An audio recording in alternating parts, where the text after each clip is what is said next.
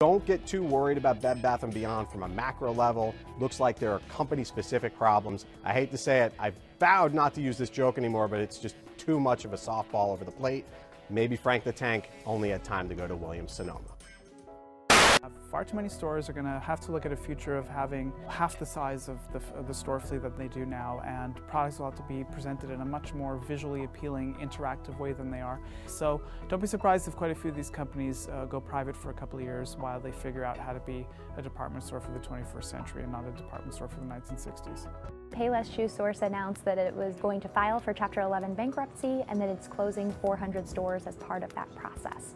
It is hardly the only retailer to say that closing stores is a direction that it needs to go in. Macy's, JCPenney, Sears, Kmart, these are all retailers that are making similar moves. Dollar General announces a raft of changes coming down the pipeline. After another slowdown in sales growth at its established shops, the retail chain has outlined its strategy to drive the business forward. Now that includes tacking on another 1,000 locations this year, a tactic that has investors questioning whether the retailer can grow sales outside of opening new stores. Comparable sales fell 4% last month at Gap stores, 7% at Banana Republic stores, and 10% at Old Navy. This after 13 straight months of declines. The second month in a row that they've done so. Actually, the worst two-month stretch we've seen in 2 years when you put it all together. And speaking of putting it all together, that's what Jeff Flock does for a living. He's at the Lincoln Mall out there in Illinois. Jeff? You know, there may never be a kind of a zombie apocalypse, but there may be a zombie mall apocalypse. This is a secular issue. This is a forever trend, right? If you think about how things are going to look 10 years from now or 20 years from now, our parents will be dead, our kids will be adults. Do you think more people are going to be shopping online or less? Right? This is the Amazon effect, and it's here forever.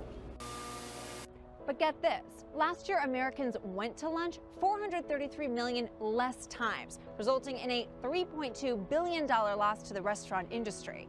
For whatever reason, it seems that going out to lunch is going out of style. The restaurant recession, it's kind of weird because in general the economy is going quite well right now. Restaurants should be doing well, but for a lot of kind of small reasons, people just aren't eating out as much. Lunchtime accounts for more than 1/3 of all restaurant visits, but has been losing customers for 2 quarters, according to the NPD Group. With total industry traffic during lunch dropping 4% in the most recent quarter, the NPD attributes lack of affordability to the dip.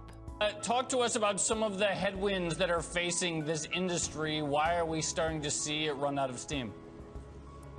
Yeah, the biggest thing is probably the difference in the cost to eat at home versus away from home. I think that's probably the most pressure that the restaurants are seeing. You know, there is significant food deflation, so the packaged food manufacturers can cut their prices or keep prices stable and collect some dollar margin, whereas the restaurants are still facing higher labor costs due to the minimum wage increases. So they're still raising prices 2 to 3% annually, and it's causing it, you know, that gap between eating at home and away from home to spread. And as it spreads, people are you know, voting with their pocketbooks, they're staying at home, they're bagging their lunch and all that kind of stuff. The cereal market hasn't seen much innovation in recent years, and sales have fallen 9% between 2011 and 2015 because of the rising popularity of other breakfast foods like Greek yogurt and bacon and eggs. Checkout shares of Ford and GM both sinking on the back of auto sales numbers, plus check out the retailers like Nordstrom and Macy's getting crushed today. And another recent survey said that a whopping 62% of Americans have less than $1,000 in their savings account. That won't even get you a parking space here in New York where I live, let alone help you if you lose your job or break your arm. Consumer spending is down, the sharpest drop in almost 30 years. We may finally be exhausted from trying to keep up with the Joneses. Subprime mortgages and living beyond our means has caught up with us. Expenses are primarily business expenses. Miscellaneous stuff for the kids, be it field trips, lunch money. Gas money. 60, 80, maybe $100 a week in gas. Electricity, I have insurance. Dental insurance, health insurance. Medicines for the kids. And as one bill gets paid off. And the next month, it's more money. For 4 people to go to the movies, it's over 150 for phones. A lot of little expenses and then big expenses. Their expenses have gone up, but their income hasn't gone up. About 63% of them said that they have no emergency savings for things like if they get sick or if their car breaks down. Most said they didn't even have savings for something as simple as a $500 car repair. What's happening is that people aren't able to make ends meet. And getting a loan this pay period doesn't make that problem go away. It only makes it a little bit worse the next pay period. The American dream is supposed to come with a white picket fence, a house, the latest model TV, a car, a nice savings for retirement.